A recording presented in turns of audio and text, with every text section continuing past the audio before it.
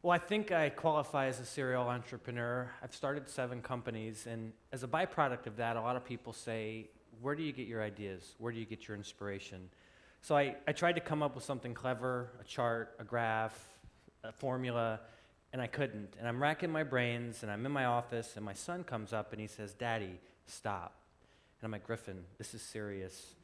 Please, leave me alone. Anyway, he comes back, and he says, Daddy, stop, I can help. Well, keep in mind, my son is 3 years old. So he grabs me by the hand, he takes me to the couch, and for the next 3 hours, I watch a movie. So I'm about to start this presentation by giving you lessons from the movie Kung Fu Panda. And actually, it's pretty funny because there were some really great lessons in it. So there's this really awkward character. Everyone tells him, you can't do this, don't do this. And he says, I'm going to do it. It's my dream. And he fights through it. He finally finds the inner strength to do what he's always dreamt of doing. He does it really well. He beats the bad guy, all kinds of awards and accolades, and he's the hero of the world. Well, it's kind of like the life of an entrepreneur. And I tried to think, well, let me put that in my presentation, but the whole time I had this thought of Kung Fu, Kung Fu, Kung Fu. And then I thought, wow, Kung Fu barbecue, what a great restaurant that would be. And that's the sort of the bane and the curse of an entrepreneur. He's constantly thinking of ideas. And so I thought, well, I'll go out and talk about ideas, but I thought, well, that's kind of the easy part because, anyone can think of a lot of good ideas, and there really is no secret formula, and so I thought, let's talk about something that's a little different, because I think this is something everyone can relate to, and that's the noise in your life. And it's this noise that you have to really filter through if you're going to find true inspiration. And that noise for people is it's their marriage, it's their job, it's their career, it's everything that is holding them back. And I think the interesting thing about successful entrepreneurs is they find a way to filter through that noise, pull out little pieces of everything that's going on, and start something. And they're not the guy who sits around and says, I got this great idea on a golf cart, and I'm going to do it, but he never does it. They actually go out and do something. And they do it because they do filter everything that's going on in their life. So this was my first brilliant business idea. And looking back on it, it's completely ludicrous. But the idea was that you would go to golf courses and you would get all of the golf balls out of the water hazards, and you would ignore all of the alligators that would be on the bank, and you'd take these golf balls back and you'd sell them, and you'd sell them in Europe and everywhere else. And we did that. And we had factories in 3 different locations. We distributed balls in Sweden, in France, in Switzerland. So it was really great. So I was kind of high on myself. I thought, wow, what a great thing you're doing. You're 21 years old. You've got an international company. So one day I'm in Dublin, and not Dublin, Ireland, actually Dublin, Georgia.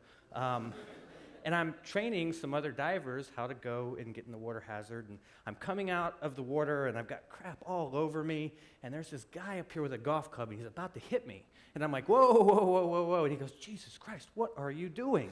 And I look up at him, and I start to explain, and he goes, man, I tell you, I'm going through a divorce.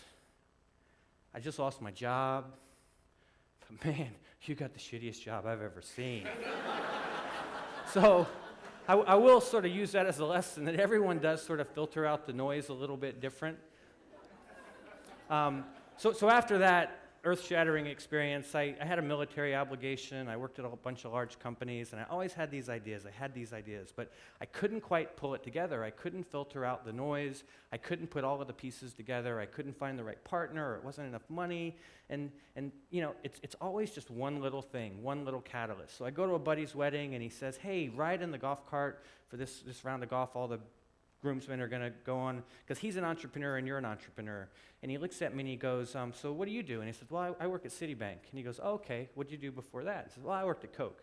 And then he asked me, well, what did you do before that? I was Bell South, and then the Army. And he goes, why the hell do they think you're an entrepreneur? So the moral of that story is I quit my job the next week. I was like, you are absolutely right. It was that final little piece of noise that came at me and said, now is the time.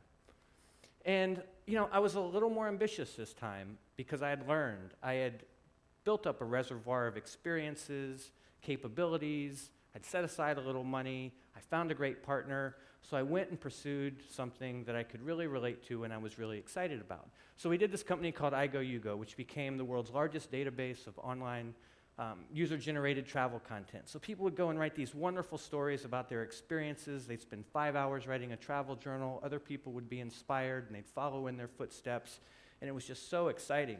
But the thing that I would have you take away from this is my ability to filter through the noise was what made me able to do this. And the way I processed it was very different. I was no longer 21. Now I was close to 30 years old, and I was living in New York City, and I was starting to have a little bit more sophistication in my life, and I traveled and done lots of things. So I began to look at every new business opportunity a little differently. And not only was I able to pull in the good things, I was also able to filter out the bad things. And I think that's just as important for an entrepreneur and someone who's looking for inspiration. I was able to filter out, hey, it's the .com craze, and everyone's taking millions and millions of dollars, and they're having crazy parties, and they're doing all this crazy stuff. And I was like, that's just not me. That's not authentic. That's not how I want to do things. I'm a small town guy from South Georgia, and that just doesn't feel right to me. So the beauty of it was that, 9/11 happened. Now, that's not the beauty of it, but 9/11 happened and the business climate changed, but we had built our company in a really interesting, neat way. We built it organically. We didn't take the big dollars. So the fact that we were not only able to pull in the good things through the noise and through the filter, we were also able to filter out all of the bad things that would have taken us down a bad path. So after that, I kind of went into a very self-indulgent phase of my life, and for 5 years, every single thought that came into my head, I started a business around it. And one of those businesses, for instance, was a men's grooming lounge, which is basically a high-end place for guys to go and any kind of spa service, barber service, salon service you could get. So, kind of fun. I did health clubs. I did all these different things. And what I would say about that is you do have to, once again, be able to turn it off, because I ended up with the most weird, eclectic collection of businesses, and businesses that required me to be the test dummy for every new stylist we would hire, every new esthetician. I've had every part of my body waxed. I can tell you more about getting a hair off of a man's back than I ever wanted to know. So once again, careful what you ask for. But we created these really fun, neat businesses, and once again, it was a different time in my life. Different things were influencing me. I was pulling different bits and pieces out, and I was building a reservoir, continuing to learn lessons, continuing to figure out this is how to be a good business owner, entrepreneur, manager, and all that sort of thing. Which brings me to today. I think back to the things that I've done, and there's no way in the world I'm getting in a water hazard with alligators and snakes today where I am in my life. I'm starting to get a little age on me. I'm really scared shitless, to be quite honest with you, because I got kids, I got a mortgage, I've got a wife, I've got all those marital pressures. I love my wife. I know you're going to see this. She's very supportive, but once again, it's that filter that you're going to have to apply to all the noise that keeps changing as you keep getting older and keeps allowing you to look at opportunities, but you're going to look at them differently. And you got to be true to that filter, and you got to look at things, and you got to say, that works for me, that doesn't, and you got to know what to keep and what to push out of the way. So today, there's a bunch of problems in the world. For me, the biggest problem is that I want to do things that help me raise better kids, and I want to do things that help bring my family into my life and help counteract all of the things that are out there in the world. So I was looking for solutions, and fortunately, I was open when I came to Savannah one day, and I met this wonderful woman, Sarah Gilbert, and she said, hey, I've got this really great idea. And I was like, well, what is it? And she started talking about this Facebook for families, and what if Disney had created Facebook and all that. And I said, you know what, that is an awesome idea. And it just happened to be, once again, the time in my life where everything was aligned. I've got 2 kids now. I'm looking for my next thing. I can't possibly be waxed again because I have no hair anywhere, and it's time. So I said, all right, I'm going to do it.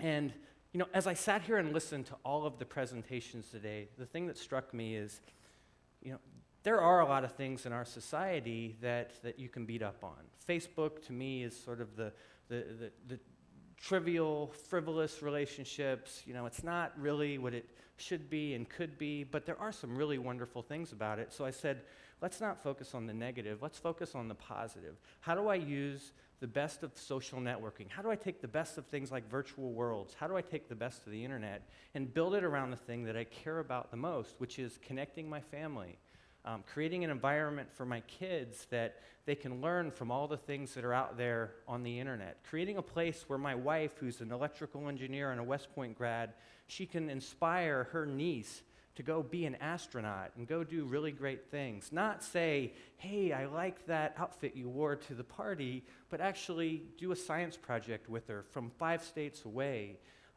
Let grandparents pass down all of those lessons to their kids, and at the same time, once again, doing it in a way that is safe and secure, puts the parents in control. So that's ultimately what we did. We created this safe social network that has this wonderful little environment. You can create your own little world, your own little valley. Everybody comes in, creates their home, and it's the way that you interact with other folks. And the whole time, the mother and the father can see what's happening between the kids and the adults, so you never have to feel like you've lost control. So as I hear a lot of the things today, I was like, man, I think we're doing something that's pretty cool, and I'm excited that we can embrace technology for good things, not just frivolous things. So I think what it boiled down to, if I looked at all those businesses and I look at the things that we're doing today, is it's knowing who you are, knowing where you're at in your life, being yourself, listening to the right influences, listening to the things that are going to put you on a path, having confidence, and just doing it. And for me, I always ask this question, what's next? I know that I'm always going to be looking for ideas. I certainly hope that doesn't relegate me to things like finding a better adult diaper in a few years or trying to spice up the old folks' home. But what I do know is that I continue to tune my mind and continue to tune all of my skills around things that come at me, and hopefully I'll do that until the day I die. And I know I will do something else. And I guess I would say to this audience, I hope that everybody in here is doing that same thing, is being open, trusting that you can do it. And when the time comes and everything lines up, that's when you just jump. And if you do that, good things will happen. So thank you very much. I appreciate it.